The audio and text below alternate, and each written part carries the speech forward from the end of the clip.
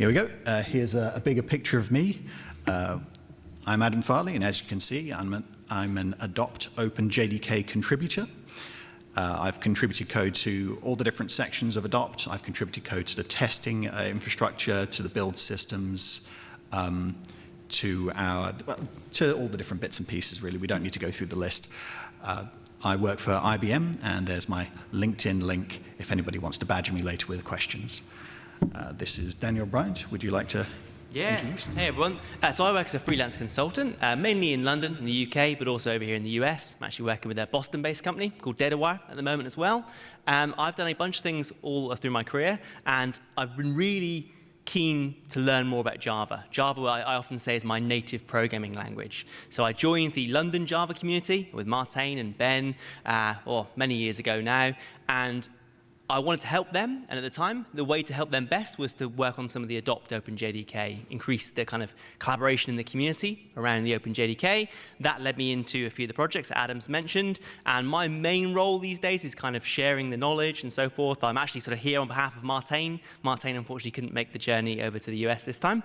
And yeah, working with Adam to share the good word, hopefully increase knowledge around OpenJDK, AdoptOpenJDK, what we're up to, what you can learn, and how you can help as well. And given it's quite a small audience, definitely keen for some interaction. If you do want to have a few questions, we've kind of got a full presentation laid out for you, but we can always field some questions along the way too. Thank you, Daniel. Before we get stuck into the details of AdoptOpenJDK, I want you to know we did bring sweets. Packets of jelly babies. They're a bit like jelly beans, but from over in the UK. The plan was to pass them around, but I think rather than have you all leaning across the chairs trying to get them to each other, we'll just keep them up here and eat them ourselves. Did I say eat them ourselves? I mean, we'll keep them up here and distribute them to people who want to ask questions during the break. We're going to have a nice intermission in the middle. We're not going to keep you sat in these seats for 2 solid hours because that would be cruel. Okay, and here are some links. We're going to have them up later in the presentation if you're interested. It links to the AdoptOpenJDK website where we do all our business. And you can also see a Slack link while you're there.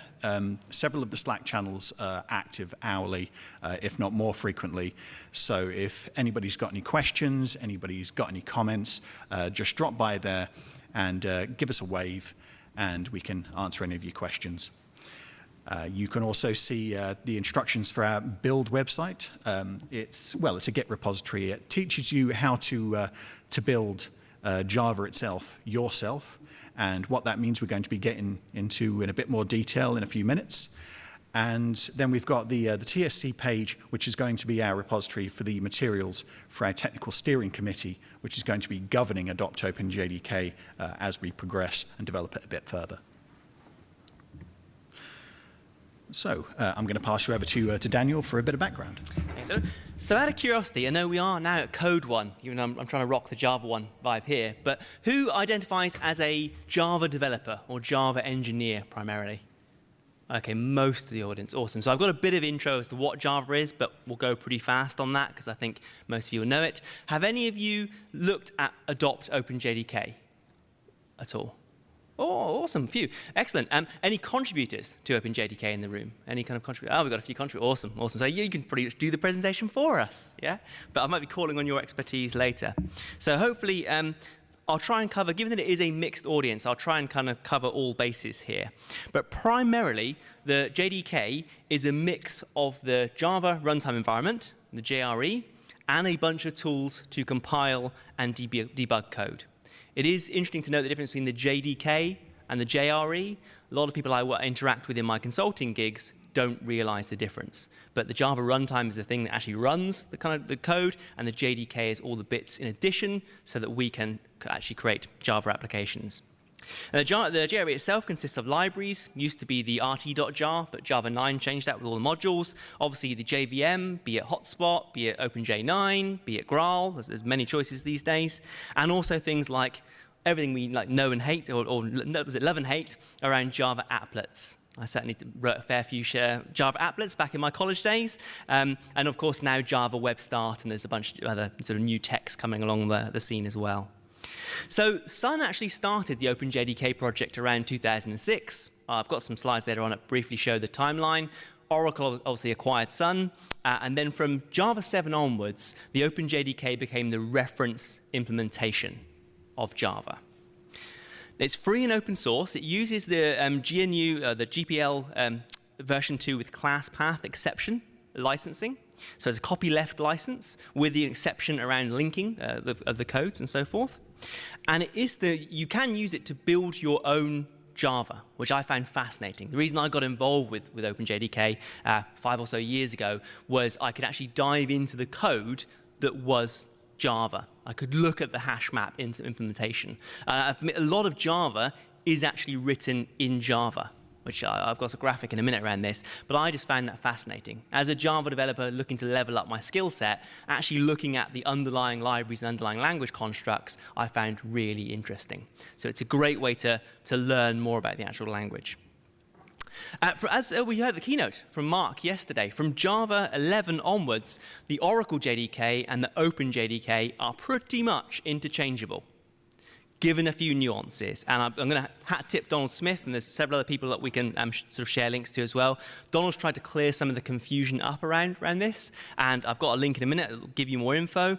But I think Mark did a great job last night explaining sort of some of the changes that are coming in with the merge of these codes, and what it means for things like commercial support is probably a key thing.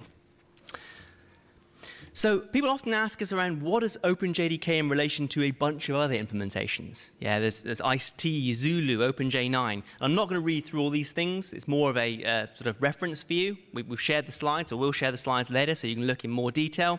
But there is a bunch of other implementations. You have a choice with your Java implementation. Most of them use the OpenJDK as the basis, but then add a few extra things on top. Yeah. So I personally use Ice-T quite a bit. I end up using Linux quite a bit in my consulting gigs, and just so happened to be using Ice-T quite a lot. But I know I've heard really good things both around Zulu and also around OpenJ9 as well. So there was a bit of confusion, as Mark hinted at in the keynote yesterday, around is Java free? And the Java champions, I'm actually a Java champion myself, a bunch of people that are really around stewarding Java and kind of sharing the good word of Java, led by Martin Verberg, got together and put this document together. So it is you can find it all over the interwebs. We've got a link for you there, but it's on Medium, on Google Docs, and it basically explains your options for things like support on JDK 8, through to now JDK 11. Highly recommend reading that. We're not going to break it down too much more, but if you do want to understand around the changes that are coming in and how it may impact you and your organization, I totally recommend reading this. Big thanks to the whole community who got involved in creating this document. It was very much a community effort. So I mentioned, what does the OpenJDK consist of? You can see on the right, a lot of the actual OpenJDK itself is written in Java. Java creates Java. There's also, of course, some C, particularly around the HotSpot implementation, the actual integrating with the underlying infrastructure and so forth. Bunch of Bash, bunch of Awk, that kind of stuff. And pre-Java 10, it used to be what we call forests, where there was several, you can see on the left, several different collections, if you like, of related functionality. Java 10 has kind of pushed them into a monorepo format now, so it's a bit different going forward. But we are building, as we'll talk about in a minute, we are building OpenJDK 8, 9, 10, 11, and 12. So there's different kind of setups of how the actual OpenJDK is knitted together, if you like. So AdoptOpenJDK is a group of interested people that are looking to promote and help adoption with OpenJDK itself. It is an OpenJDK group, and primarily now we're the team, Adam and I are part of the team, that are working on sharing the knowledge around something we're calling the build farm. We're building OpenJDK binaries. In addition, obviously Oracle are building their binaries, Azure are building their binaries and so forth, but we're looking to build community binaries. Yeah, so various different versions of Java. We're looking to build like the fresh kind of, hot off the presses, Java 12, for example, now, nightly, and we're trying to be fully transparent in how we're doing this. Yeah, a bunch of people will shout out later have contributed to tests and infrastructure, things like that, and we want to be sort of the gold standard for open ways of building OpenJDK binaries. Yeah, so you have more choice. Oracle obviously great stuff, Zool great, IBM great, but if you do want to build your own, you can come to AdoptOpenJDK. use our Jenkins build farm, and create your own binary effectively. A little bit about history. So I mentioned already, 2006, Sun created the OpenJDK, Oracle came on the scenes and adopted. But the really interesting thing on the chart really is the reference implementation of Java 7 was OpenJDK. And if you look around 2012, that's actually when I got involved, the worldwide community really kicked into gear. There's been some amazing work with things like AdoptJSR, led by the JCP. So people kind of were testing all the JSRs that were coming up and just sharing the good word about all the changes to the Java platform and so forth. And this is when the OpenJDK and AdoptOpenJDK really gained momentum as well. Around this time, I was actually working in London, and we started a project called Betterrev. And the idea was that the existing OpenJDK patch submission tool, which was called WebRev, was a bit challenging to work with. Particularly, in this time, the GitHub thing was becoming a real big deal. Social coding, pull requests were all kind of normal for us as developers, and you couldn't do that. OpenJDK was stored in Mercurial, HG, so not quite as flexible as Git. There was no analog to GitHub, so you couldn't easily discuss things. You had to go to mailing lists and discuss things. And we wanted to create a kind of mirror of that world, because that was the kind of single source of truth, but we wanted to create a mirror that would allow the kind of GitHub contributions, the cloning, the modifying, the pull request submission. It was very ambitious, to be honest, it was. This was the kind of main goals was to get over some of these things. Testing was really challenging. We wanted increased visibility for discussions of new features that could go in, or maybe bug fixes, or introducing some of the latest language features into the Java platform itself, or introducing some of the latest language features into the tests, as Mark demonstrated last night. His example was using var instead of a static typing construct. And the WebRev system was a lot of work for people reviewing the contributions. We wanted to make it much easier for the OpenJDK team to look at what people were contributing. A bunch of things here, as in the benefits of Betterrev included all these things. You may recognize some of these things now. For example, Project Scala is looking at things like mirroring the OpenJDK repos and so forth. And there's a bunch of other things that are popping up around this. And also, Adopt has actually delivered on some of these things since Betterrev. Here was our kind of grand vision at the time. We wanted to clone the repos, and I won't really walk through the whole thing because it's kind of defunct now, to be honest. But this was our grand vision of where we were going to be mirroring the OpenJDK code on Bitbucket. People could then do pull requests and so forth. We'd have like a central build farm that would be building not only the canonical version of OpenJDK, but you could build sort of your versions as well, perhaps. It was very ambitious, to be honest, and the project ultimately ended in 2016. I think myself and Steve Poole did a BOF at Java 1 about 4 years ago, and that was pretty much the last we talked about it. It was a great learning experience for many of us, but it was simply too optimistic, shall we say, at the time. But at the same time, from the ashes of Betterrev, the AdoptOpenJDK Build Farm rose up. And a bunch of interesting things were happening in the meantime. IBM open sourcing their Java stack, OpenLivity, OpenJ9. This is all great news for the community. And this ultimately led to the Eclipse. They were looking for a way, Eclipse OpenJ9 community was looking for a way to build and distribute the OpenJ9 binaries. Yeah. Build and buy evaluation took place, and the AdoptOpenJDK Build Farm, it was in its early stages, looks very promising. It was, as Adam says, a perfect storm where AdoptOpenJDK came together and received a bunch of contributions, not only from IBM, who were looking for their kind of build farm as well, but many other companies got involved. So we'll shout them out later on. Critically, and probably for yourselves, the user groups like the London Java community got involved, and other user groups. It was a great way to engage the community with these things.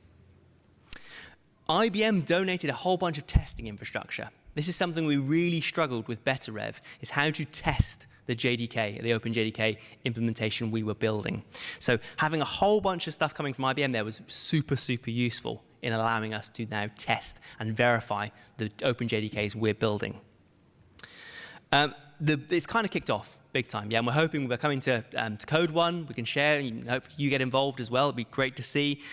We're looking to establish a technical steering committee to ensure quality and security. Be super transparent, but we do want a technical steering committee to make sure that what we're building is kind of top quality. Yeah. So the resulting build farm we created was well structured, but it is quite complex. At the moment, it churns out binaries of the various JDK versions, OpenJDK versions, each night, 8, 9, 10, and so forth. And there is a website, and we'll do a bit of a demo of that kind of stuff in a moment. But let's actually give you a demo of the build process now. So I'll hand over to Adam. And I'm back. Yeah, today we're going to be showing you about how the build system at AdoptOpenJDK churns out the aforementioned binaries. Here is a nice little diagram. It may or may not mean anything to you. We're going to go and address it again afterwards once we've had a chance to get through the various steps in a bit of detail. First of all, who here has used Jenkins before? Who here knows what Jenkins is? Excellent. Excellent. The last time we gave this presentation, half the room did not know what Jenkins was, and that made this a bit hard going. But in our build farm, we have a series of jobs which are arranged in order, and we call these things pipelines. And some of these jobs can be run in parallel, others have to be run sequentially. And what we see here is the start of the pipeline at the top left, and then when the pipeline begins, we generate a series of jobs, one per platform, one per platform and JVM combination. So you'll have one for HotSpot on Mac, you'll have one for OpenJ9 on Linux, and so on and so forth. And as you can see here, we've got an example of the Mac on HotSpot being built. And within that job, it generates a series of smaller jobs, which creates the build for OpenJDK. It runs a series of tests in parallel, and then it signs off the build at the end if we think the quality is high enough. And then at the very end, at the very bottom, we publish the build to GitHub. And it's okay if you didn't retain all of that. We're going to go through it in a bit more detail right now.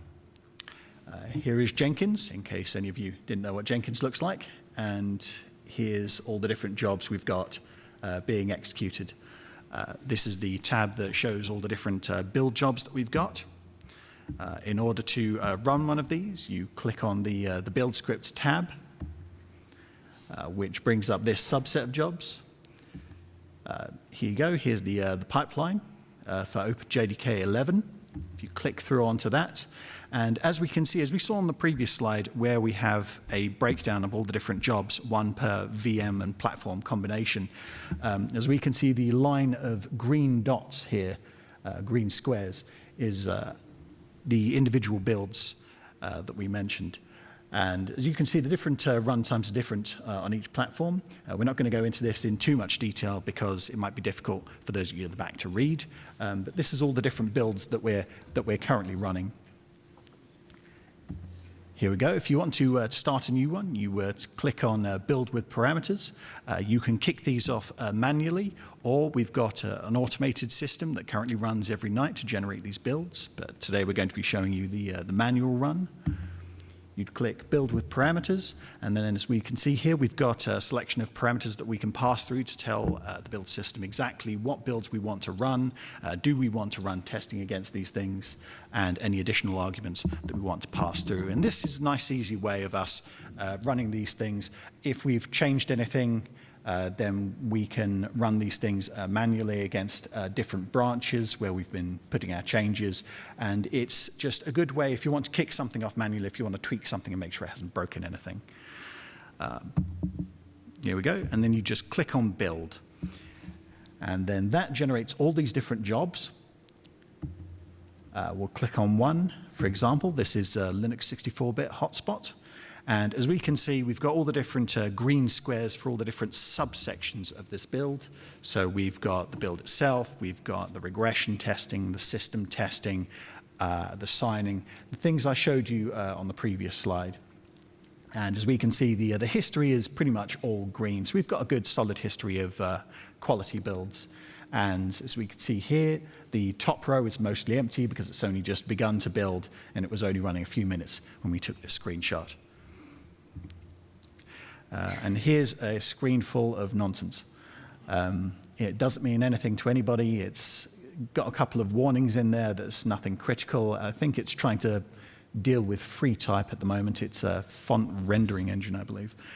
And yep, here we go. Here's a nice little breakdown within the pipeline itself.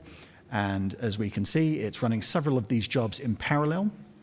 It can run all the different builds on all the different platforms at the same time, as is shown in that chart. And at the end, we've got the publish, where we publish the builds that passed, and then we finish. Here we go. We'll click through into one of them. This is the Mac 64-bit HotSpot build. And within this, we can see another handy breakdown. So this is a nice graphical layout, so to make it easier to read. As we can see, it's running the OpenJDK tests, the regression testing, and after it's finished completing the build. We've got performance testing, we've got system testing. We'll be going into the testing in a bit more detail later. And then when the build's complete, we have a whole list of assets. Here are the builds that we've generated, along with the SHAs. For those of you who aren't familiar with SHAs, they are checksums, put simply. It's a way for you to, when you've cloned a build, when you've downloaded a build, you can design your program to consult the relevant SHA and make sure that the build you've just downloaded hasn't been corrupted in download or whatever. There we go. The artifacts result in a nice large text file, which can be exported to our website, which populates our nice little list of nightly builds. And that will be refreshed every morning, as long as we've got new builds that meet our standards. And if you take a look at the website, you can see that changing every day. There we go. I think we've been running for like half an hour or so. So we're going to give people a couple of minutes if anyone has any questions, if anyone wants to come here and pinch some jelly babies. What we're going to do afterwards is going to dive in more deeply to each of the bits we've sort of covered so far. So we'll talk about how we set up the infrastructure using things like Ansible. Adam will go through the tests. So it's going to be this is kind of like a high-level overview. Now we'll do a deep dive into various bits and pieces. But if anyone's got any questions, we're more than happy to. Would you mind stepping up to the mic? Is that all right? Yeah. Thank you. Is there any objectives around or goals around like how soon the security patches could be applied on this farm, and is there any like agreement or any conversations with Oracle to make them available, or how is the process gonna work when it comes to security patches? How soon they will be available on this build farm? Great question. That is a great question. So to be honest, probably a little bit above my pay grade on that one. Martin Verberg, who runs actually sort of the LJC, would probably be a little bit better to answer that one. I don't want to say anything wrong, because it's a really important topic in terms of security patches, because some of the work goes on behind closed doors in terms of with zero-day exploits, that kind of thing. But one of the key goals is to include any patch as soon as possible, and then we're doing the overnight builds. So it would get released as soon as possible. But in terms of the working with Oracle, yeah, I'm not 100% sure on the exact right answer for that, or the answer I can give. Does that make sense to you, Adam? Or? Yep.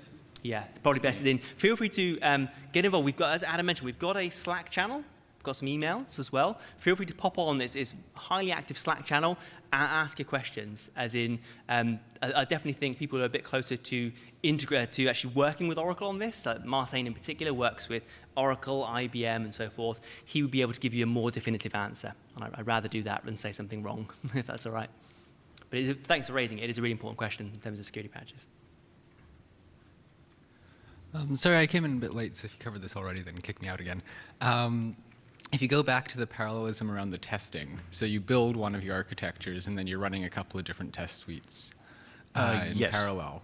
Would you be able to give a rough breakdown of the types of tests and then the relative runtimes of those? We have an entire section later on testing, and we've also got links to more information on testing, which takes place in a database in a GitHub repository, which has even more information on testing. So if it's information on testing you want, we've got you covered. To give a brief overview, we've got the OpenJDK regression test suite, popularly known as the JT-Reg tests, even though they're not, as we're frequently told, actually the JT-Reg tests. They're run in the JT-Reg harness, but they're actually just a suite of regression tests. I think most of them are JUnit. Yeah, it used to be TestNG, didn't it? A bunch of them are TestNG, yeah. TestNG, it's a combination, I think, of, I actually did a couple of hack days on this, TestNG and JUnit tests, which the way you instantiate them is kind of funky sometimes, but that's the nature. When you're actually testing the JVM, the way you actually spin things up is a bit nuanced. But I learned a bunch by playing around with that stuff. So, yeah. Yep. Okay. Does anybody else have any questions? Yes. We can repeat it, Gosh. We can repeat, yeah.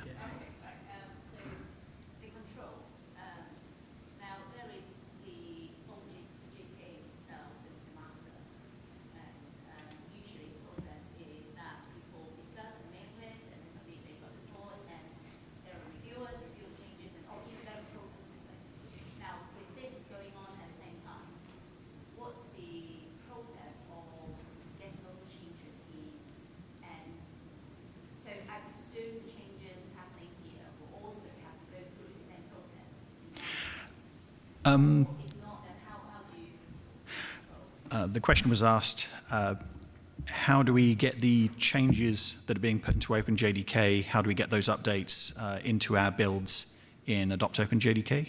Was that the question?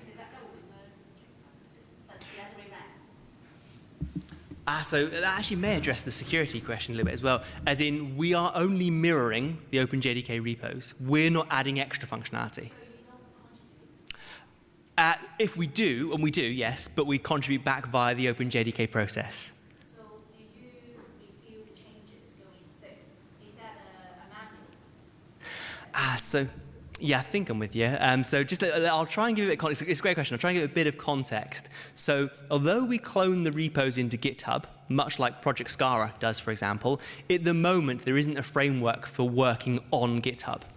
Either OpenJDK or Project Scala, at the moment you can download the source code, you can do pull requests and so forth, but there is no mechanism to get that code into the OpenJDK.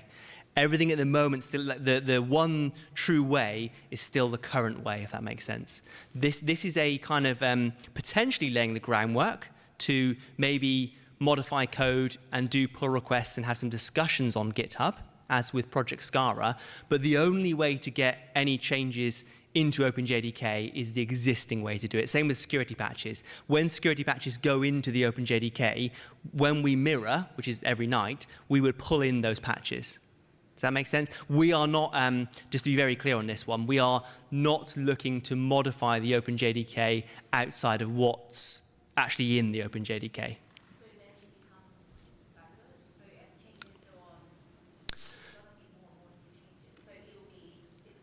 No.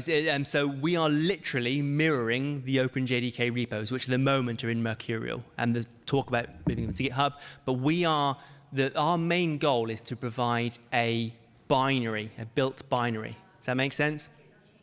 Exactly, because it's really challenging for people who want to get their own JDK.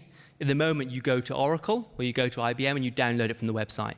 And there may be implications in the future for, can you do that in terms of support and licensing, a bunch of other things. Again, I'm going to be careful how I comment on that, but our main goal is to provide a community source of binaries. So we're totally taking the same source code is going into OpenJDK, but we are producing a community version. And all of it's open in terms of the testing. You can see what tests we've run to verify it is a correct implementation. But we're not looking to fork the OpenJDK, definitely not.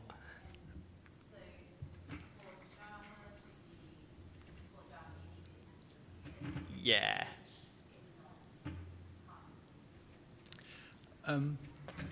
So was that a question about the TCK? Could you say that again?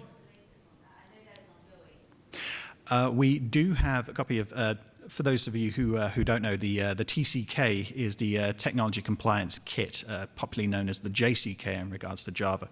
It's a suite of tests produced by and maintained by Oracle, who, when we run these tests, if we can run them and complete them successfully and prove that we have done so, then we can formally call it Java. It's an official build. It meets the Java specification, and so we're good. Do we have that? Yes. Do we aspire to run that and create builds that have the big rubber stamp of officialness? Yes, we do, and we have plans to execute that on the HotSpot builds in the near future, I believe. Yeah. I think it's still an ongoing process, Adam, is it, in terms of some of the discussions around, because it doesn't get run on every build, for example. It does not get run on every build, and some of the details on that can be found on the website. But I wouldn't want to get into too much detail about that right now, for reasons which you can read about on the website. Some things in our testing infrastructure are simpler than others, and the TCK is one of the complicated things. So, yes.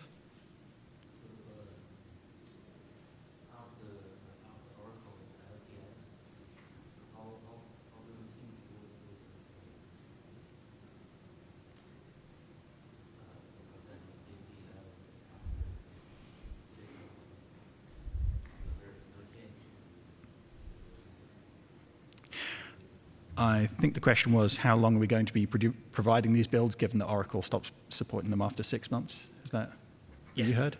Okay. I understand that we're going to continue. Well, ultimately, we can continue making the builds from the source code for as long as we want, as long as there are people prepared to put the changes into the upstream repositories, whether that's Oracle or not. Then we can build from that, and we can create binaries for as long as we please. So ultimately, as we mentioned earlier, we don't push things up. We don't push changes or updates upstream. So we can continue cloning from the upstream repositories and pulling that code down and creating binaries for as long as we like. But ultimately, if the community isn't updating certain builds, they might stop updating short-term releases, for example, for whatever reason. Then there comes a point where they're of not enough value to us as to warrant us continue building them on a nightly basis. But ultimately, we can make as many binaries as we want. Does that answer your question? One thing I would add is, at the moment, say, Red Hat sort of took over the stewardship of JDK 6 and 7, so they might do the same with 8, for example. And as Adam's mentioning, long as someone is contributing patches into the upstream OpenJDK repos, someone is effectively, in the community, is looking after that version of Java, we would just mirror it and build it. Exactly what Adam said. As soon as people lose commercial or community interest in contributing to a JDK version, 4, 5, 6, 7, 8, whatever, then we could still build the binary every night, but it wouldn't change. So one thing I would say is I totally recommend the document we put up from the Java Champions, Is Java Still Free? That is a really good document, and it explains some of the confusion I've seen with clients I work with around commercial aspects, in particular support. So I won't go into too much detail now. I think Mark covered it a little bit in the keynote last night, but I would totally it's quite a nuanced topic, and it's a politically charged topic, to be honest. So I would recommend reading the Is Java Free blog post. It goes into a lot of detail in terms of what you can expect from certain providers. The bottom line is, if someone in the community is willing to support, like Red Hat often is, and you pay them money, they will offer you patches and updates and so forth. And if they contribute it upstream, we will clone that and build the binary.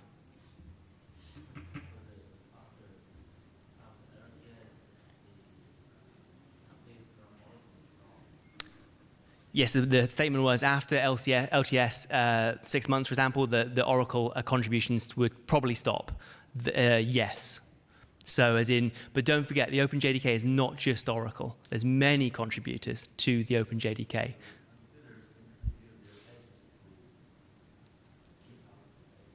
So at the moment, you'd contribute it to OpenJDK, which is on Mercurial. But there's in the single source. All we are doing is copying that source and building, but anyone other, Oracle or anyone else, could contribute patches into the upstream OpenJDK. We will mirror that and build it. All we're mainly doing is building the source code. We're most interested in providing a transparent way of how a JDK gets built into a binary that we can run. We're not looking to fork the OpenJDK or anything like that.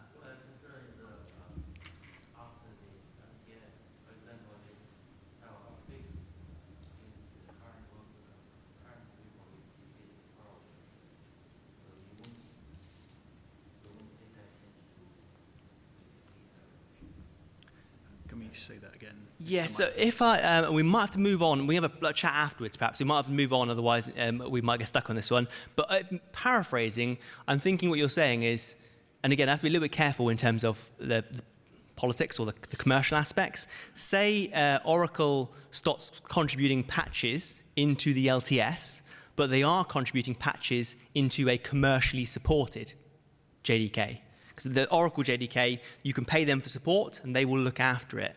They may not contribute those patches into the OpenJDK, in which case you're correct. Unless someone else in the community puts that patch in, it will not get into the upstream repo. Does that make sense? If you want to have a chat with us afterwards, and we're more than happy to go into a bit more detail, but it is quite a nuanced topic, that one. And it's probably more one to have with Oracle, if I'm honest. Oracle know what they're going to do around the commercial aspects better than we do.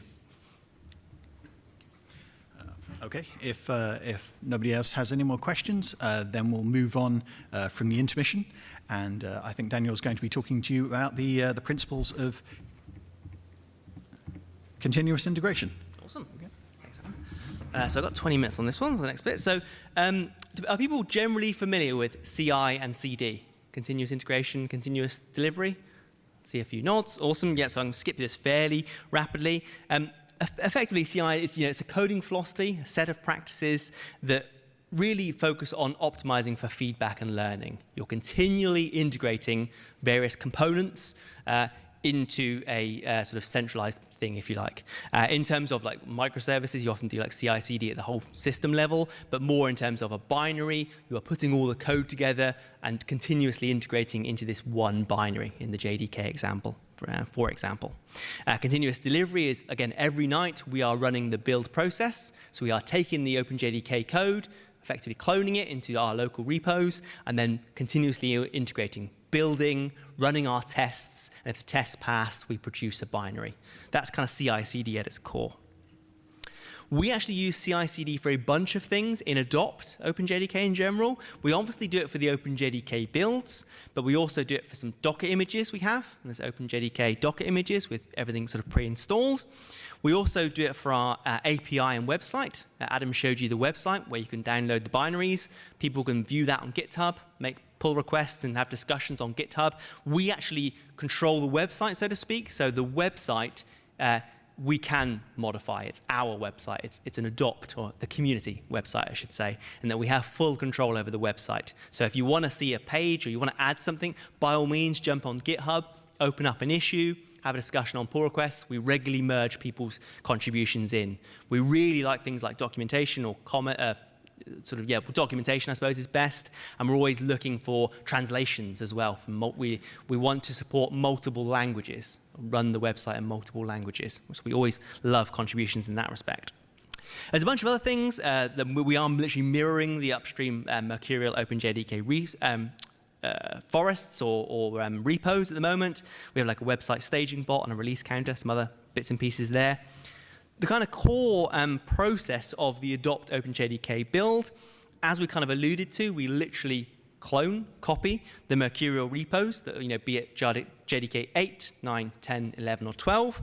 They are subtly different depending on the versions, but we clone them into our AdoptOpenJDK GitHub. We shared the link earlier on.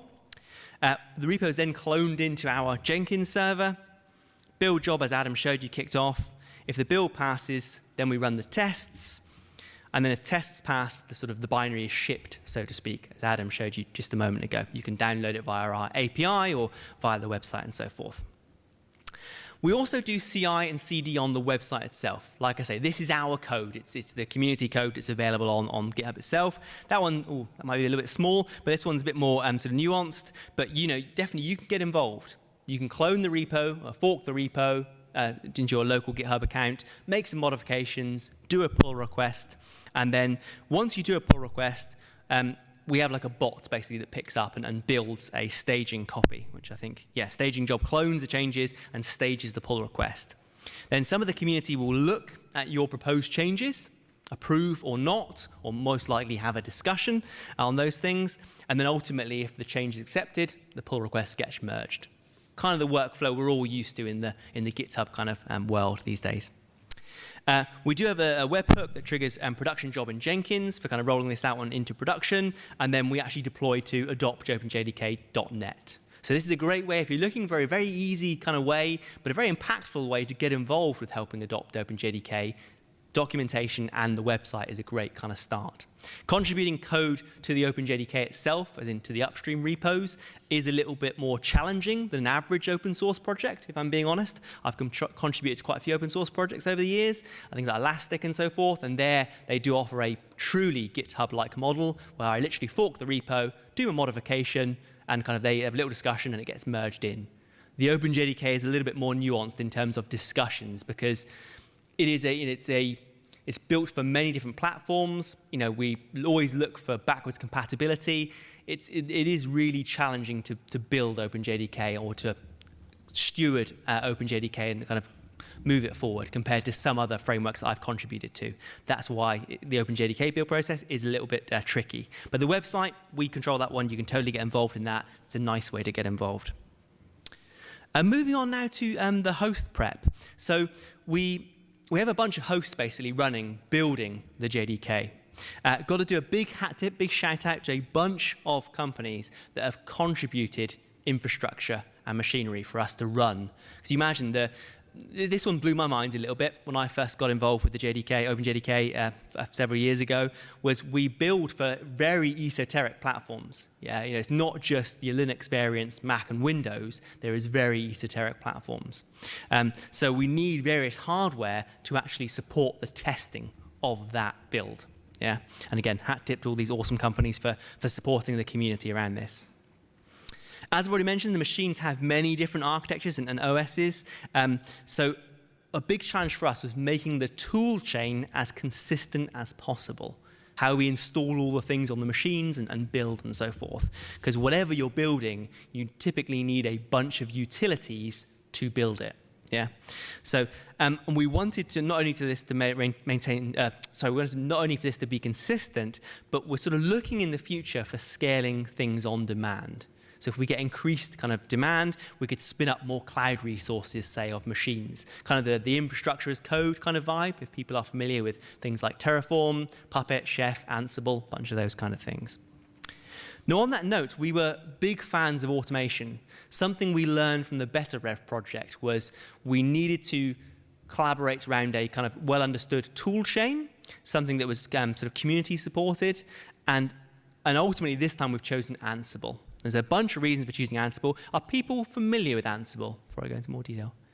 A little bit, yeah, a little bit. Cool. So I can run through some stuff. It's fundamentally infrastructure as code. You define using a YAML syntax how you want to install various things, how you want to configure various things on a machine, on a compute instance. Yeah. It is agentless, which is very nice.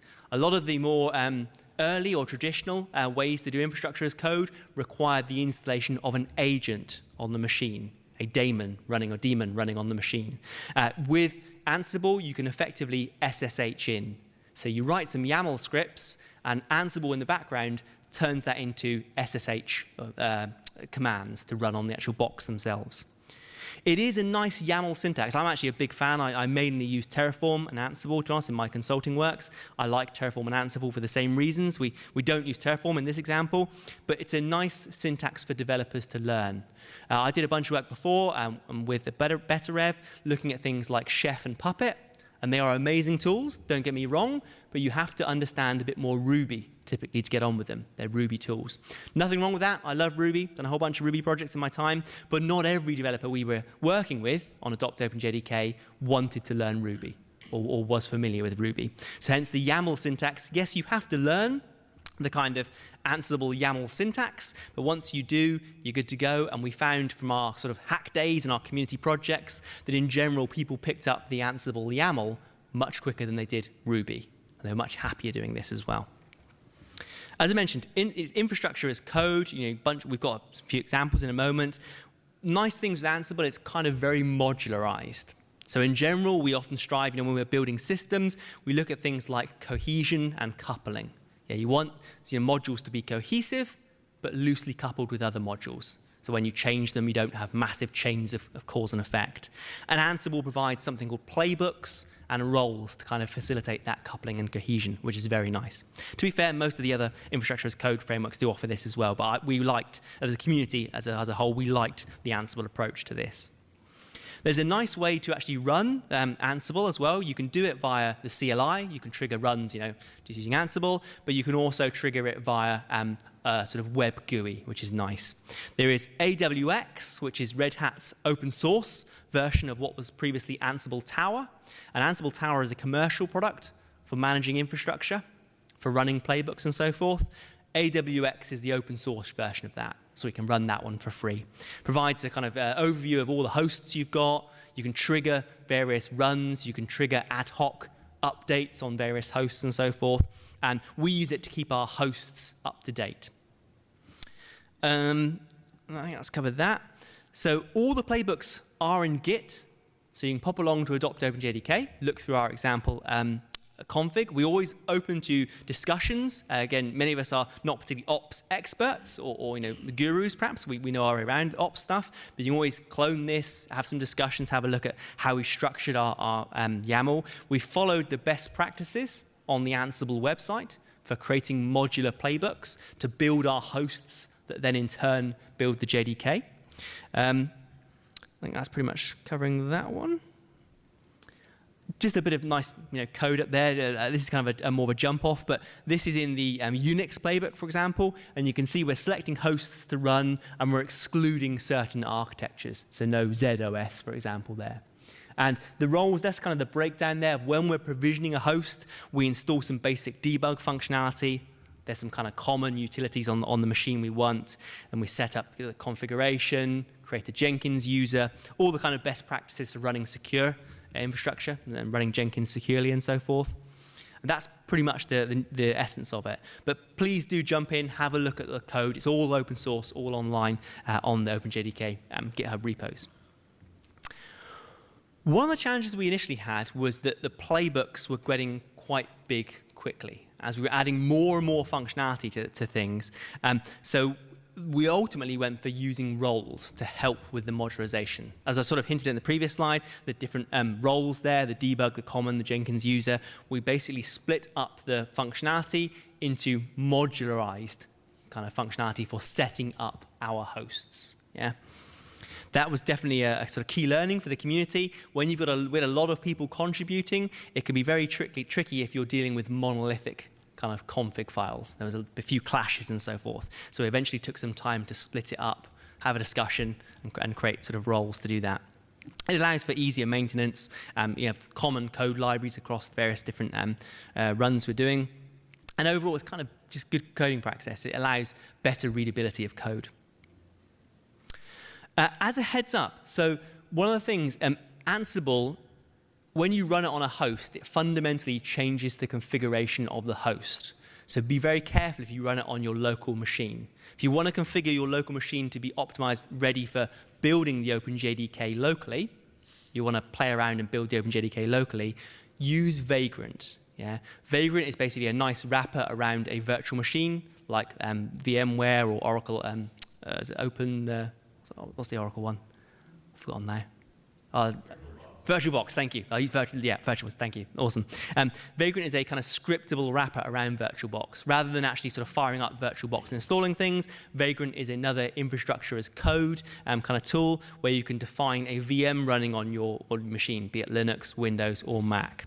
And you can run the Ansible scripts on that VM, and it will not change your local machine. This is a key thing. We had a few people downloading the Ansible scripts on the local machines, running them, and it will kind of trash your machine, not trash your machine, but it will configure it in probably ways you do not want to do.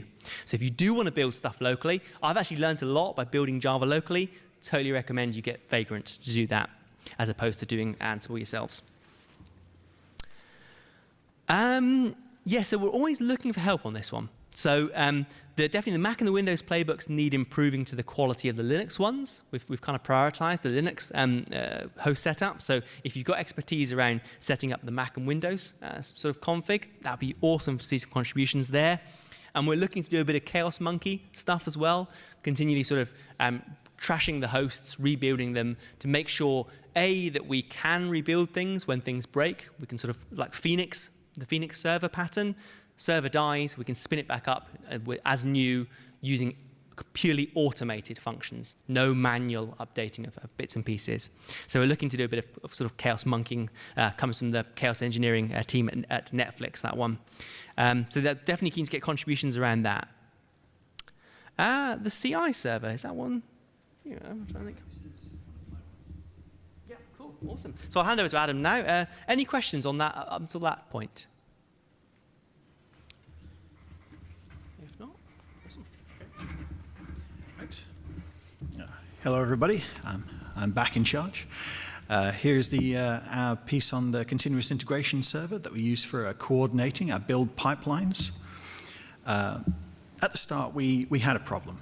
Our build process had a lot of steps, and the more we thought about it, the more steps we ended up getting. It's like one of those Russian dolls, except it doesn't end, and then the smallest one rolls under the sofa. So we asked ourselves, how do we automate each step? How do we automate the flow of the individual steps? And how do we enable continuous integration? Now, we asked ourselves this question for, what, a second or two, because the answer was pretty obvious even from the start.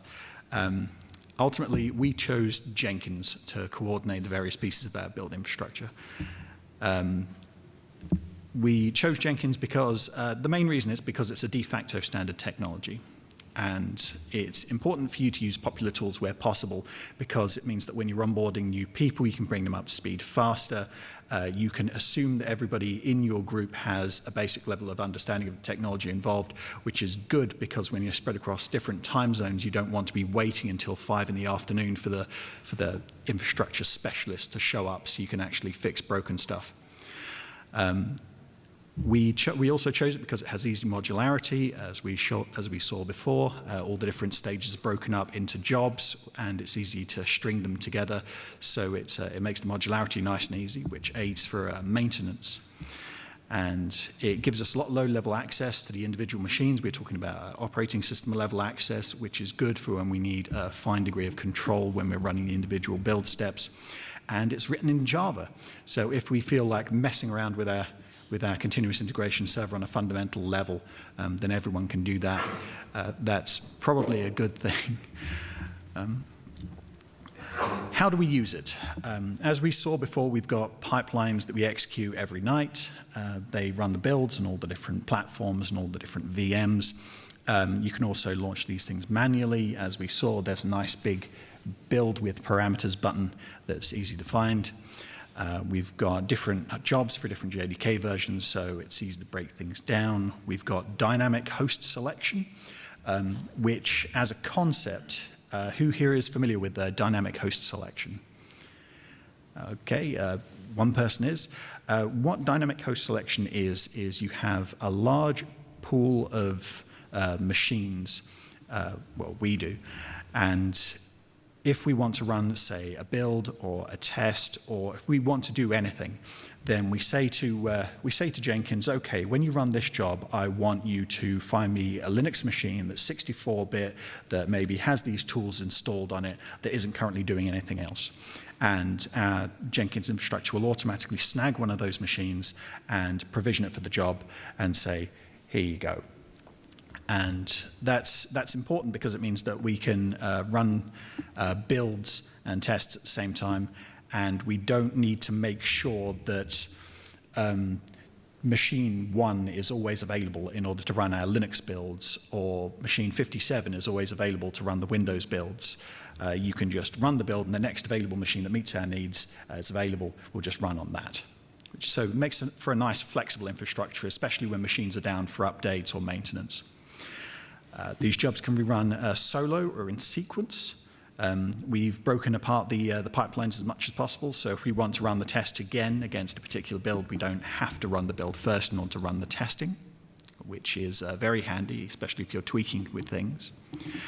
And we also have the parameters to control behavior, as we showed earlier. When you're kicking off a pipeline, it had that list of all the different build infrastructures and the VMs that we were using. So you can use those to control what's going on. What do our jobs look like? Here we go. Here's the picture familiar, which I'm hoping you'll understand a bit better now. We have the, okay, we talked through this earlier. I don't need to drag you through the mud again. Here we go. Lesson learned number 1 from our use of Jenkins. Source-controlled build pipelines. A lot of people, when they use Jenkins, they create a job and they break down what that individual job is supposed to achieve, and they write it statically in the job itself. And that's good in that you only have to control access to one place, I guess. But it does mean that when someone goes in and changes something, it makes it difficult to roll back. So we decided nice and early on, we want as much as possible to be in source control system to make rollbacks nice and easy, to make it nice and visible to everyone so they know that all our content is on GitHub, and lots of different reasons.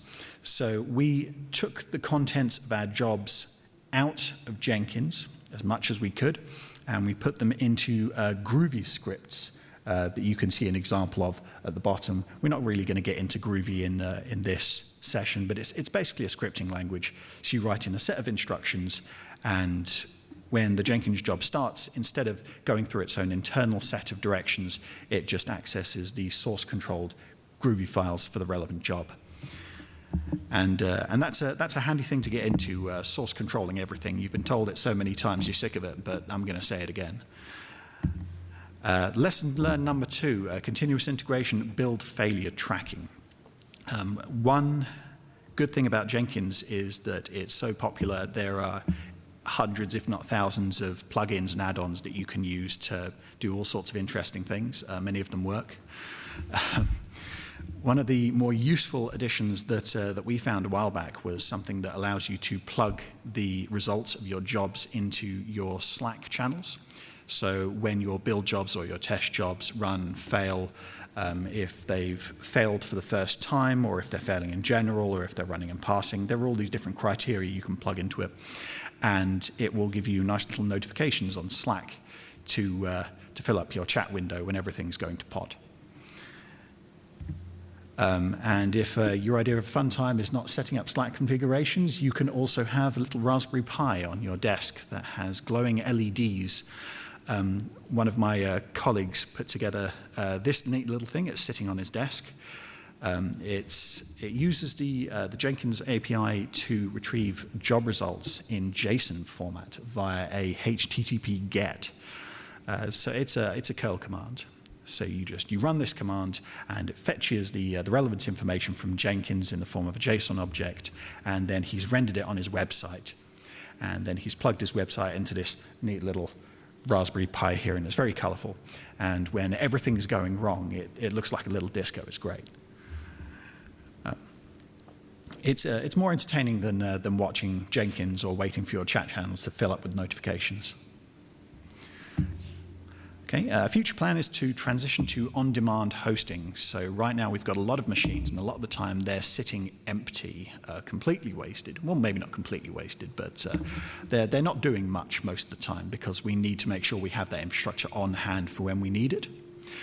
It's not a very efficient solution, and what we'd like to do is transition to something more cloudy, something more dynamic, where if we need a Linux machine, instead of having a Linux machine sitting in somebody's basement, we can just go to the cloud and say, hey, I want you to spin me up a Linux machine that has these specs, and then just give me access to it. We'd like to have that, so if anybody wants to get into that sort of thing, drop us a bell, and we can get you working on that in no time. Build scripts. We have a lot of scripts running our builds, and what they do is they build, well, as you can see on the slide, they build the OpenJDK binaries, they download the dependencies, they check out source code from our GitHub repositories, they configure the work environment after Ansible. So setting up folders, downloading any jar files we might need, so on and so forth. It performs the compile, and it creates neat little packages at the end, so you're not downloading folder structures. It also contains some build farm logic, so if there are any particular platform-specific configuration bits and pieces that you need, we don't need to worry about it upstream. We just say, hey, build scripts, build on this platform, go do it. And the build scripts are smart enough to figure out what needs to be done. And then it executes. And if anybody wants to poke through the scripts, there's the URL. We have a lot of repositories, you may have noticed. Here we go. Here's a breakdown of our pipelines, and here's where the build step is. So first we've got the main pipeline on Jenkins, then we have the individual jobs for the platform VM combination, and then we have the build step in our pipeline. Here we go, and here's what building looks like. First of all, it's a load of bash scripts. Why did we choose bash scripts? Because it's a common language. Again, you want to choose the most popular tools that you can, so that everyone who joins the project doesn't need to be skilled up before they can just start working on it. You show somebody a bash script, they can read the script. It's just a list of commands. It's widely available cross-platform. It runs on all the platforms that we need. I think it runs on all the platforms that we need. Yeah, everyone knows it. This is how we run them at the top level. As I mentioned, we want to make sure this is all nice and platform agnostic, so we don't include too many difficult details at this stage. We just have a build this version of Java, go do it. And at the top there in gray, you can see the command we use to launch JDK 11 build. And if you'd like to run a build inside of a Docker container, then you just put -- Docker, and that'll take care of all the nitty-gritty business for Docker for you. Here's our layout. We have the single entry point at the top. I know the text is a bit small. I will talk you through it. On the second row, you will see we've got the configure scripts that set up the configuration in advance and that store some of the configuration in files and folders, so we can import those into Docker files or native processes later. And then on the right, the second row, you'll see native build.sh or docker build.sh, and whichever one of those that we launch is whatever you've told it to do at the start. If you just said, go build me JDK 11, it will try and build it natively on the machine, but if you've told it to build it -- docker, then it will try and spin up a nice little Docker container for you and run the build inside of that. And then in the bottom row, you can see build.sh, which actually builds OpenJDK, including a nice little prepare workspace business that sets up the workspace in advance. So it's a nice and simple structure. We don't like to include too many bash scripts when we don't have to. But yeah, this is the structure that we're currently using to build Java. Here's a nice little graphical overlay of the same thing. Yeah, so it might be easier to take pictures of this than the previous slide. There we go. The pre-build, when we're doing the configuration, we take in all the different parameters. Some of them are set by default, some of them are imported from the Jenkins job that's being executed. And yeah, we pump these out into a configuration file that can be then used by the process at the other end. This is a little more detailed. It's a breakdown of what we've just mentioned. We're creating the workspace, we're downloading dependencies, we're cloning the Java source code from our GitHub repositories. We create the parameters to pass to configure, which is one of the two steps in generating Java. And then we run configure, and then we make and we build, and then we package at the end. Lessons learned. Whenever you're using a machine that hasn't been purged between builds, you can get clutter, especially in the form of environment variables. When you're creating your own files and folders, the folder structure isn't as big a concern as what people may have left lurking in the wings. So if someone's left like a debug option, then you may find that the next time you run this build job, the output is a bunch of gibberish. So we try to avoid relying on global environment variables because it removes variables from our job execution. We also use a shell check. Shell check is a static code analysis tool, static scripting analysis tool that you can use to scan your bash scripts and identify major problems with it, any issues with formatting, any semantic problems in advance of you executing it, which it's common sense really. Run static analysis on your code before executing it. We use functions. It's tempting to create a single long script that just says do this, do this, do this, do this, do this. But as we mentioned earlier with Ansible, that's not a very modular concept and it's difficult to follow, especially if the person who's writing it isn't in the habit of creating comments. And so yeah, we try to break things down into different functions and it just makes it easier to read. We try not to make the user modify the environment to fit our particular build, so we download dependencies in advance. And although Bash is common, it does have its drawbacks. Before we came here, I put out the call to a few people I know who are specialists in Bash scripting, and I asked, does Bash actually have any drawbacks? We're trying to fill in a lessons learned slide, and I'm having a bit of trouble. It proved a bigger challenge culling the list of problems that people had. Two of the biggest issues were associative arrays, where you have key value pairs. Those are not available prior to Bash 4, which due to licensing changes will not be available on macOS. So since we're building on macOS and we like to keep our toolchain consistent between platforms, we're stuck with prior to Bash 4. And there's also no try-catch equivalent in Bash, which makes it difficult if you're only 50% sure that the code you're about to run is going to pass, or whether you're 50% worried that it's going to fall apart and just... Sorry, I'm trying to find an expression that means everything falls apart, but I'm coming... There's nothing I can say on camera. If anybody wants more information about Bash weaknesses, we've got a URL that's in the notes for the slide, and we've also got a link to the issues with the macOS Bash licensing changes. How are we doing on time? Yeah, good. Okay. You don't need me to talk faster, slower? No, you're good. Okay.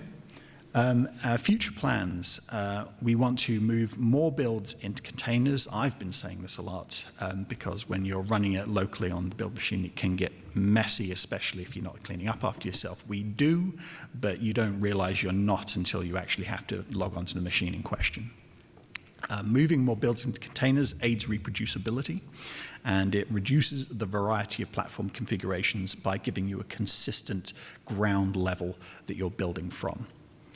It means you're less likely to come in the morning to a glowing red Raspberry Pi sitting on your desk. We'd also like to produce more installers. Some of you may be familiar with RPM, Debian, MSI, et cetera, et cetera. We'd like to reduce the build times. Some builds run fast, all builds run fast, but some builds run faster than others. We'd like to increase the reliability of them. Sometimes they fail. Most of the time they pass. So, it's pretty reliable, but we always like to strive for better. And we'd like to reduce the special casings for the various platforms. So we don't need to worry when we're running our script or whatever, whether we're running it on Mac or whether we're running it on Windows or Linux. We like to keep it as consistent as possible. Okay, and this slide can be safely ignored because, as you can see, it is irrelevant. You just put that in there to wake people up. So step 10, archiving the builds. We put our builds on GitHub. The reason we put them on GitHub is because GitHub's free to use, releases can be made, and the binaries can be uploaded via the API, and we can have unlimited releases. The max file size is 2 gigabytes, but I don't think we've been having too much trouble with that. Our release process. The release process is pretty straightforward, actually. We compress the binary into a nice little tarball. It's the Linux equivalent of a .zip, basically. We generate a SHA sum for checksumming.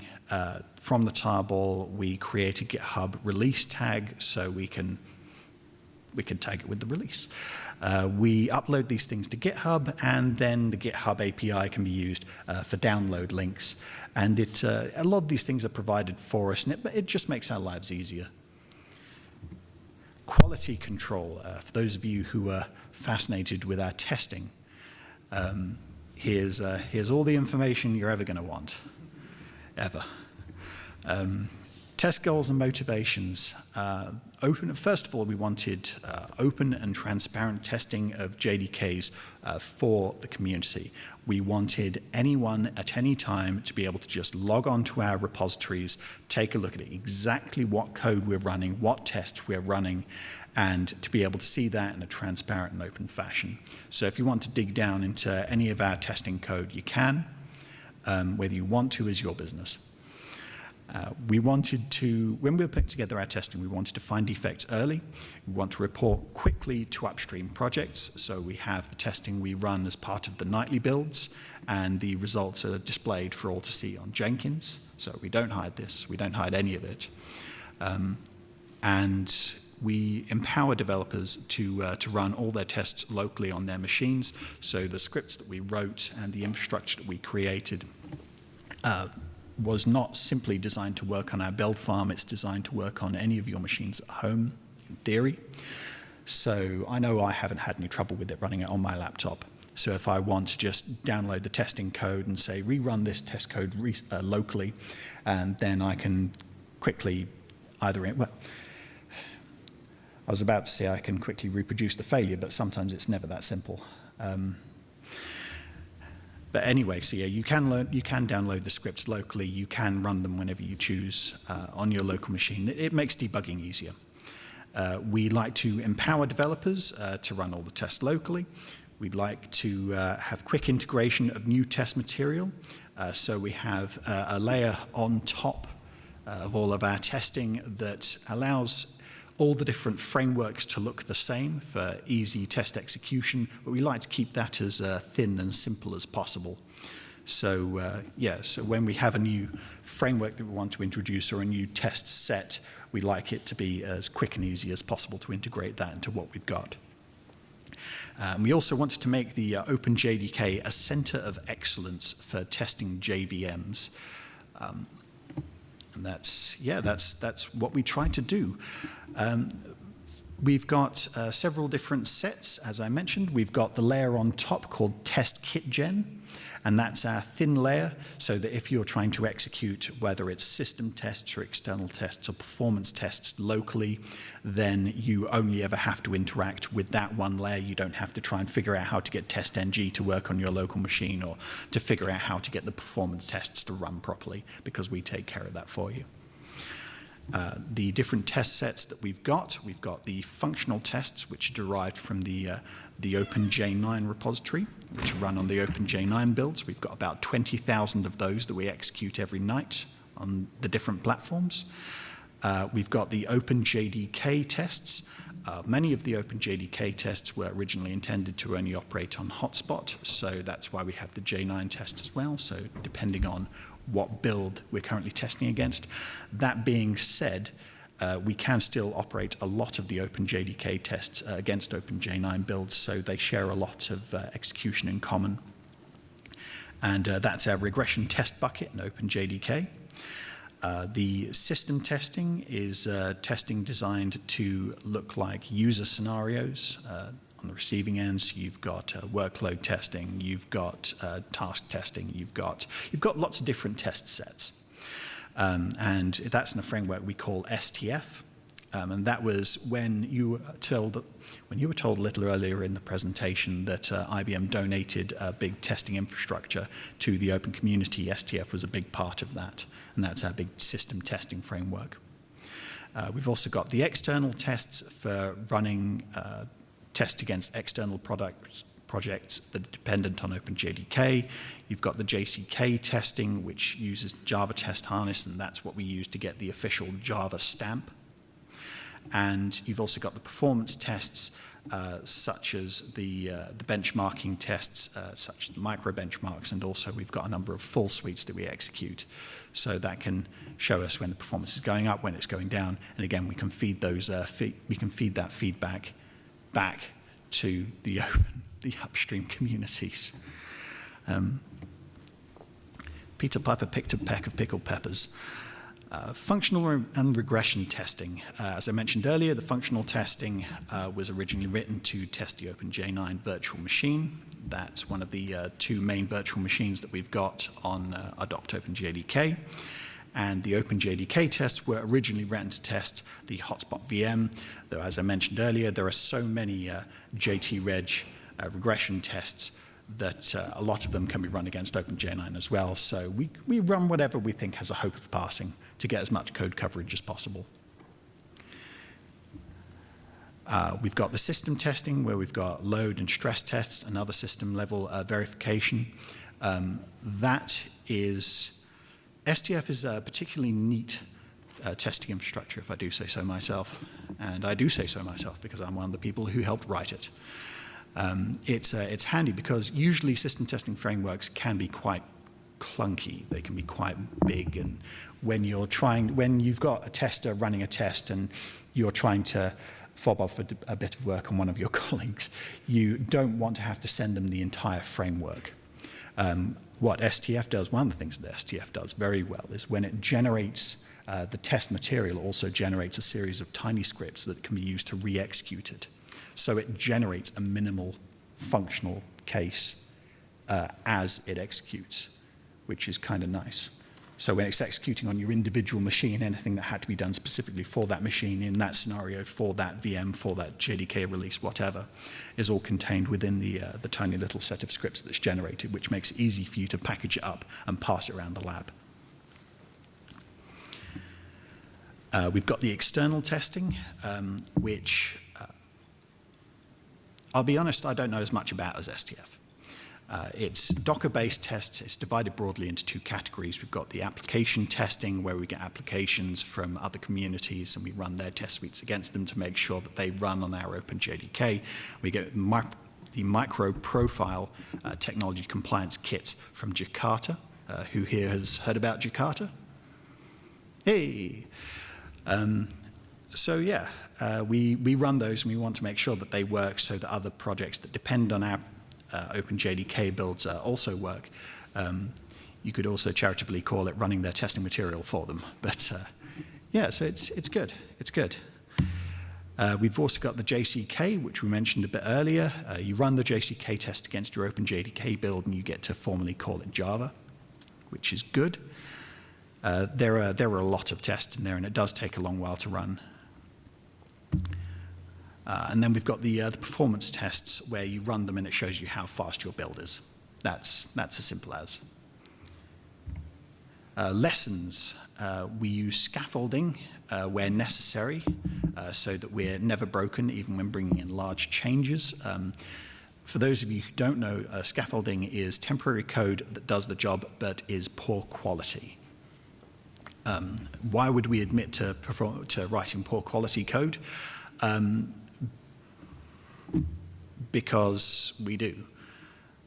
We write the code that we have to write in order to make a piece of functionality work. So if we found an excellent set of tests that we want to get into our builds right now, to our build pipelines right now to make sure that our builds are of the highest quality possible, then we concentrate on making those tests run as quickly as we can and fitting them into our pipelines so that we know that our builds are of high quality, and then we worry about the code that was used to include those tests a little later. So don't be afraid to write that sort of thing, especially in back-end material. We like to keep it modular with our testing. As you saw on the previous slide, we've broken it down into various pieces. We like to get regular feedback from the developers. We're routinely putting out calls to try and get people to develop a few more tests, to refine our test materials. We absolutely do not settle. So as a callback to the scaffolding code earlier, it's far too easy for you to write just good enough code and then ignore it because it's always been just good enough. We never like to rest on our laurels We always like to make sure that we're always reviewing our test material, that we're reviewing our test frameworks. What could we be doing better? What could we be improving? What could we be tweaking? It does mean that the test material you have one week isn't always the test material you had last week, but I think that's a good thing. Because the number of times I've been wrong-footed is far less than the number of times where I've come across a bit of code that I was familiar with in the past, and I knew it was terrible, and then I finally come back because I found a few minutes to fix it, and turns out one of my colleagues has already done so. And that's a pleasant surprise that I need more of. What's next for testing? We'd like to integrate some new tests. We want more performance. We want some IMF. We want some more security testing. I think Daniel had a word to say about how much security testing not enough people are doing. Yeah, for sure. Security testing is super important in my mind. I did a talk actually yesterday saying that's really important. Yeah, and we want more application testing, and we want to know that people that are using our builds are having a good time with it. Ideally, we want to learn if they're not having a good time with it before they learn they're not having a good time with it, if that makes any sense. We want to collaborate with the broader community. We want some more AI-driven fuzz testing. Fuzz testing is, in a nutshell, it's throwing a bunch of random data at a thing to try and make it fall over. You'll see a lot of fuzz testing when you're testing, say, websites for distributed denial of service resistance and stuff like that. Trying to overload something with information. We also want to improve triageability via TRSS, which is the test results summary service. And we also want to develop a few other services, such as result analytics, core analytics. So instead of test fails and then the results files get uploaded to blah, and then we have to kind of wait for a developer to come along before we can figure out what's going on. We want to automate that as much as possible so that when the developer does get involved, we've already got some basic analysis that's been performed, and they might be able to give us some kind of hints as to what's going on. That all sounds great. How do you get it? I think this is... Tag in. No worries. Tag, yep. I'll take the mic. So just sort of wrapping up, really, in terms of actually using the binaries that are built, or sorry, getting the binaries that are built. And then we're happy to take some questions after that. Your best resource is AdoptOpenJDK net. Pop along to there. The primary goal, as we sort of mentioned earlier, is we want to make these binaries available to all.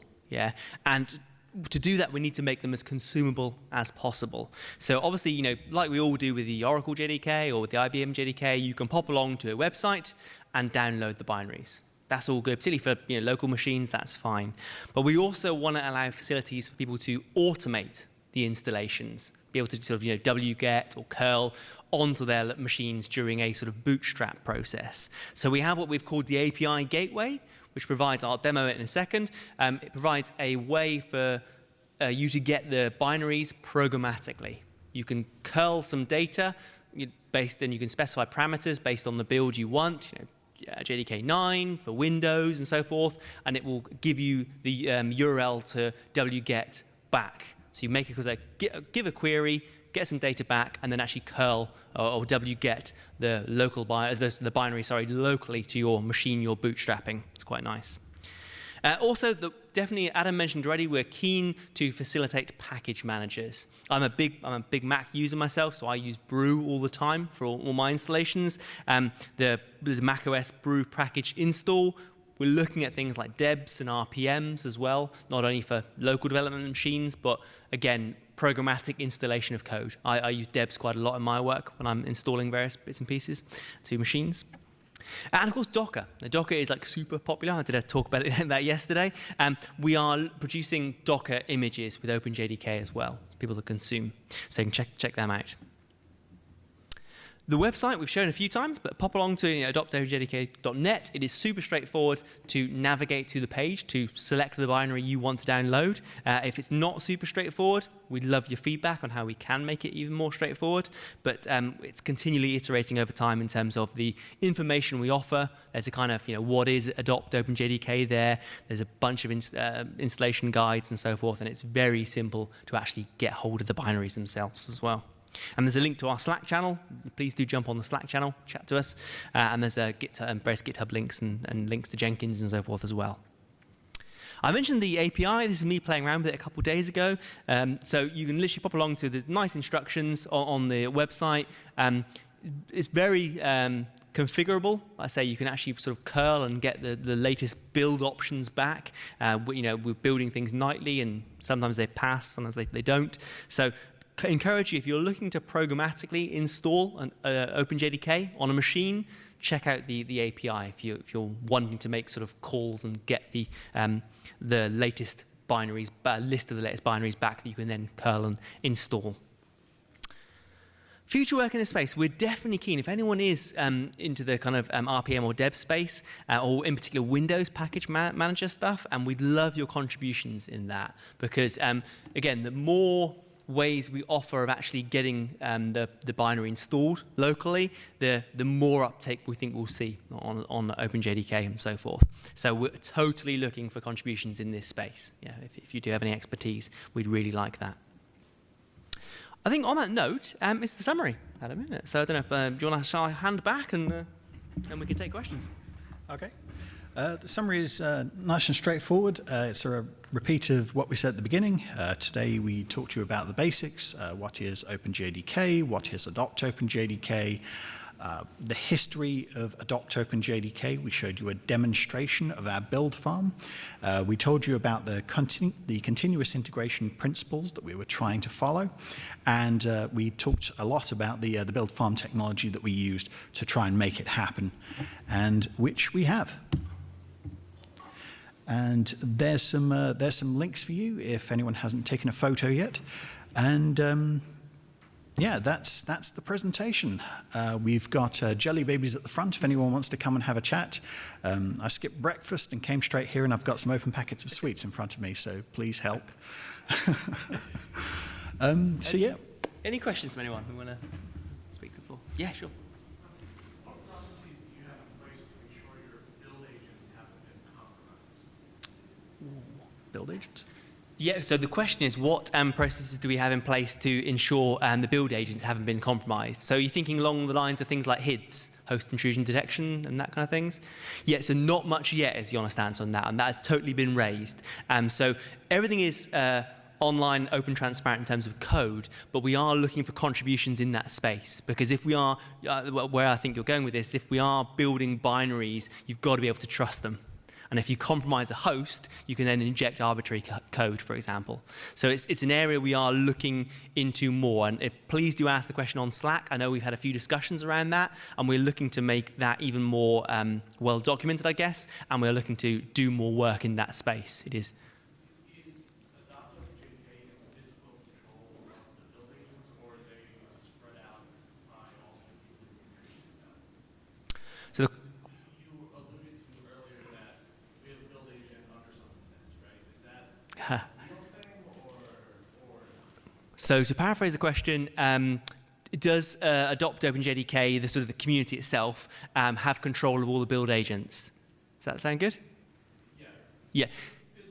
Physical control. Whoa, good question. So I think I'll hand it to Adam. There's two breakdowns of that question. AdoptOpenJDK is a kind of community effort. So the easy get out is, well, the community has control of it all, yeah, but there is a legal aspect to that as well. In terms of actually machines under desks, Adam, we don't actually have that, do we? Or in terms of, I think you mentioned it earlier on, in terms of the build agents we have, Yeah. The actual machines, they are hosted by other companies, for example, but it's an interesting kind of, in terms of breaking it down, we don't necessarily have physical access because they are virtual machines in a cloud, so to speak. But we have the private keys to access that. But do we have any machines where someone else owns it that's not a cloud vendor, for example? It's a good question, interesting question. Yeah. Don't know. Yeah, I'm not sure that. That's a really good question. Okay. So you're asking where the machines are physically that these things are being built on. They're located all over the place. At least one or two are under people's desks. A lot of them are owned by various companies, and they've donated runtime on them to us. Sometimes they are just sitting up in a data center somewhere. It depends. It's a bit of a mess. to be honest, which is why we drew it all together with the Jenkins Build Farm, and it's why we're looking to go to a more dynamically provisioned hosting system, because our current system is a little miscellaneous. Yeah, something I've not investigated too much, but you're definitely making me good. Thanks for raising that. We definitely, the security stuff is really important. As in, like Adam alluded to, I'm personally quite invested in the security stuff, and it's something we want to pay a lot more attention to. Because if we're asking people to trust the binaries, like implicitly, when you download a binary from Oracle, IBM, or Azure, you trust that they have verified their machines and no one has injected arbitrary code into the JVM, for example. We want to offer the same guarantees. And to do that is there's a sort of few legal aspects, and there's clearly some, as you're hinting at, there's some actual practicalities to it as well in terms of governance and provenance of where the machines are coming from. I'll note it down, and I'll actually ping that one in the Slack as well, because I'd like to know more details. Yeah. Okay.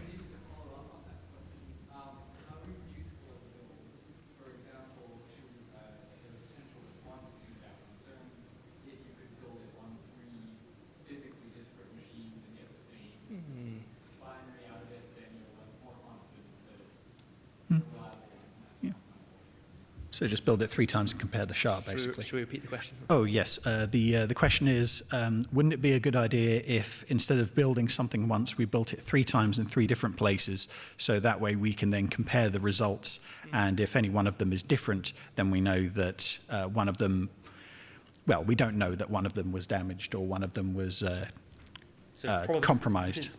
Based in terms of probability, it would give us more confidence, wouldn't it? So I think the 2-part answer is that's a great idea. The second part is not every combination of OS and architecture would be possible, because there is some real nuanced combinations, and you can only build them on 1 or 2 machines, for example. But the standard Linux binaries, Mac and Windows, that's an interesting point.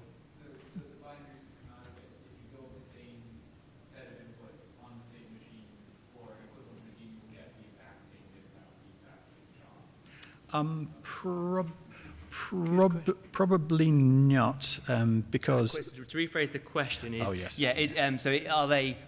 Are builds completely deterministic, resulting in a binary equivalent sort of output, which I know I do a lot of Docker work, so that's really important for Docker stuff, and even things like clock times mess with your binary guarantees. So probably the answer is no, actually, I think. Good question. What I was gonna say, yeah. That's something we totally probably should and could look at, or could and should look at. Yeah, I think it would be non-deterministic, having paused for a second on that one. Some of the Docker stuff we might be able to control a bit easier, but some of the other stuff, not so much. All great questions, and something we'll definitely take back to the community. Okay. Yes.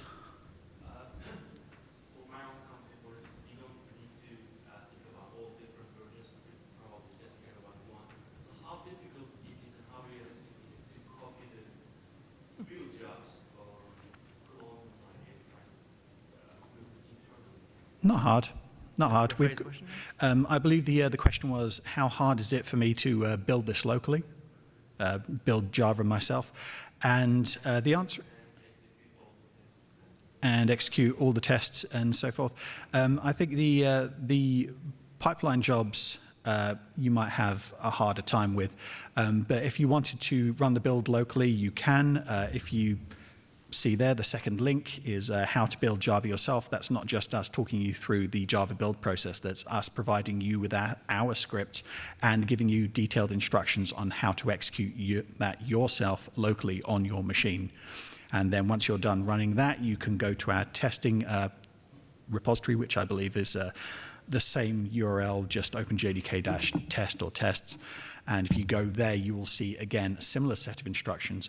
Most of our repositories have on the front page a nice little README saying, if you want to then grab this and use this yourself, this is how you go about it. So we like it to keep it nice and simple, and we want to make it easy for people to grab a copy of our scripting materials and just run these things themselves on their laptops. One thing I'll just chuck into the mix with my sort of consultant hat on here, and so several big vendors do their own OpenJDK build process. Twitter and Amazon, for example, I know, do that because they actually augment the JVM. They augment that. They do put code. They don't always contribute it upstream, but they want to modify based on their. Amazon runs their own bespoke hardware, for example, so they want to do some modifications to the JDK. So what I would say to yourself is it's totally possible, and we're totally aiming for it to be the case that you can take everything and run it locally. But our ultimate goal, given the security things as well, is we'd like to sort of remove almost that choice for people. Because as a consultant, I always say, what's your competitive advantage? Is it building JDKs, or is it offering your customers, e-commerce or whatever you do, for example? And I think building the JDK is pretty nuanced. Does that make sense? And it could also cause a lot of problems if you build it. If we build it wrong, do you know what I mean? It could cause a lot of damage. So it's totally an option, but the core premise in some ways of AdoptOpenJDK is to remove that burden, because most of us build apps that deliver value on top of the JDK. So we're looking to do that kind of thing. But there is a bunch of sort of hoops to go through in terms of around security and a bunch of other things to make that completely viable for every company. Okay, does anybody have any more questions? Yes? So you just mirror all JDK, but not the upcoming projects like Panama and The question is, do we just build OpenJDK, the releases, or do we also build things like Amber and Panama? The answer is we do build a few of those extra projects. I know we build Amber because their builds are available on our front page. So as for the other projects, I'm not sure. Yeah, so I think it's something we could totally discuss as well in terms of like contributions and things. It's a great idea. And anything that makes it into the upstream OpenJDKs would be built. So we're building 12, for example, I believe. If we're not, we're planning to build 12. So Mark hinted yesterday in the keynote that some of the features are going to be sort of beta now, which is interesting. I hadn't actually heard that, but or too much about that. But so if a sort of beta, or was it preview, I think the term Mark used, if it's a preview function and it's in the upstream repos, our builds would include that. So that's another thing Martin actually mentions quite a bit in the LJC. We want people to get early access to the Panama and Loom and so forth. We did doing Java 8, we did a whole bunch of work in the London Java community around getting people to test these things as early as possible. Because if we've all got very interesting applications that exercise the JVM and the JRE in ways that Oracle or other companies can't imagine. So if we get that out into the community, people can start testing, everyone wins from that kind of situation as well. So. Okay. Does anybody else have any other questions they want to raise? Nope.